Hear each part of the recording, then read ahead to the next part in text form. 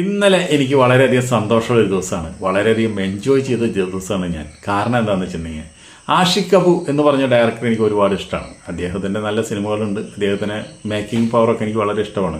പക്ഷേ ഇന്നലെ അദ്ദേഹത്തിൻ്റെ ഒരു സിനിമ ഞാൻ കണ്ടു. ആ സിനിമ എന്നാ സിനിമ റിഫ്ലൈ പറഞ്ഞൊരു പടം എന്നെ ഒരുപാട് ആകർഷിച്ചു. പടം എന്ന് വെച്ചിട്ടുണ്ടെങ്കിൽ 2 മണിക്കൂറുള്ള പടം.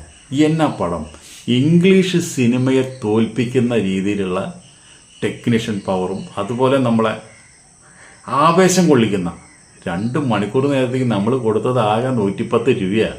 ആ 110 രൂപയ്ക്ക് 1500 വരെ നമ്മുടെ ഒരു സന്തോഷം നമുക്ക് മനസ്സിലുണ്ട്. അത്രയധികം സന്തോഷം ആ പടം കണ്ടതിൽ. ത്രില്ലിങ് ഒരു ഇംഗ്ലീഷ് പടം നമ്മൾ കണ്ടു കഴിഞ്ഞാൽ, നമ്മൾക്ക് ഇംഗ്ലീഷ് പടം കണ്ടു കഴിഞ്ഞാൽ ഒരു ചുക്കും ചൂണ്ടാകുമ്പോൾ മനസ്സിലാവില്ല, വെടിയിക്കുന്നത് മനസ്സിലാവില്ല. പക്ഷേ അതിനേക്കാളൊക്കെ അവരൊക്കെ വെല്ലുന്ന രീതിയിലാണ് ആഷിഖ് അബു ഈ സിനിമ എടുത്തിരിക്കുന്നത്.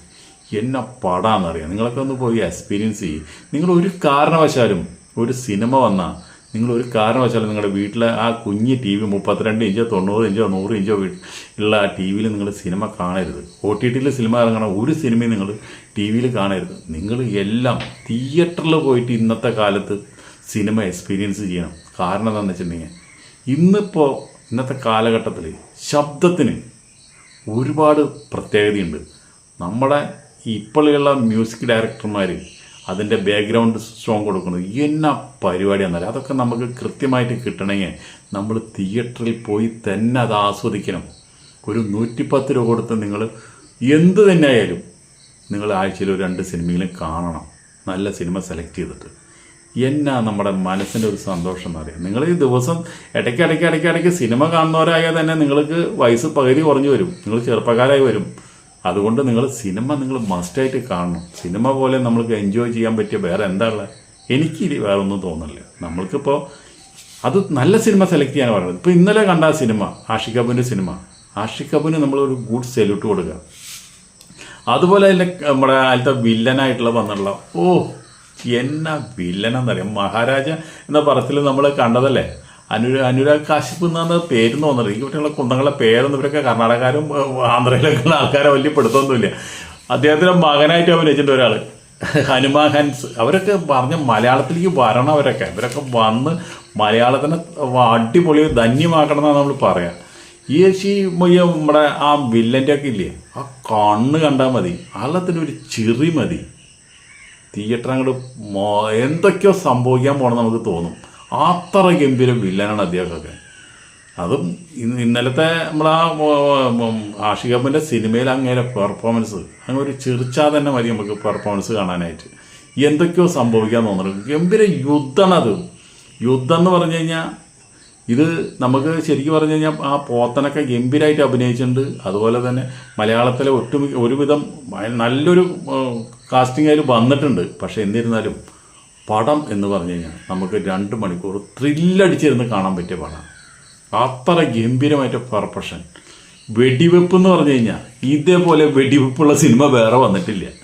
അതുപോലെ തന്നെ നമുക്ക് ഒരു ഹ്യൂമർ എന്ന് പറഞ്ഞു കഴിഞ്ഞാൽ നമ്മുടെ തമാശ എന്ന് പറഞ്ഞു കഴിഞ്ഞാൽ ഒക്കെ നമ്മുടെ ആഷിഖ് അബു ഡബിൾ മീനിങ്ങിൽ കല്ലയ്ക്ക് പൊളിച്ചിരിക്കുക. അത് കേൾക്കാൻ തന്നെ നല്ല രസമാണ്.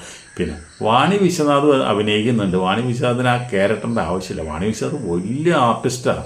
അതൊക്കെ നല്ല അസല് അഭിനയിക്കാനായിട്ട് ഉള്ള സീക്വൻസ് കൊടുക്കണം. അതിൻ്റെ ആ ക്ലബിൻ്റെ ഉള്ളിലുള്ളവർക്കൊന്നും വലിയ അഭിനയിക്കാനായിട്ടുള്ള ക്യാരക്ടറില്ല.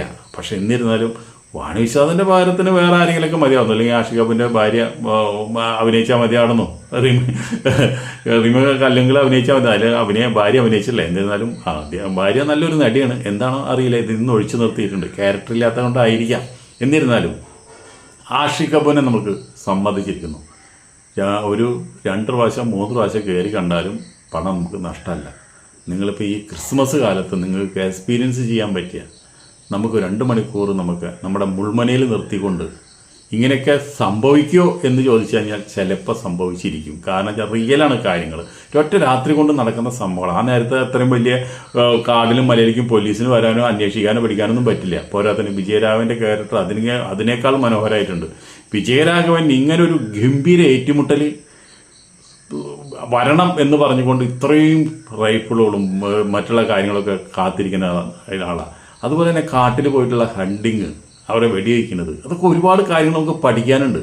അതുപോലെ തന്നെ വിനീത് കുമാർ ഇതിൽ വരുന്നുണ്ട്. നല്ല അസലായിട്ട് വിനീത് കുമാർ അഭിനയിച്ചിട്ടുണ്ട്.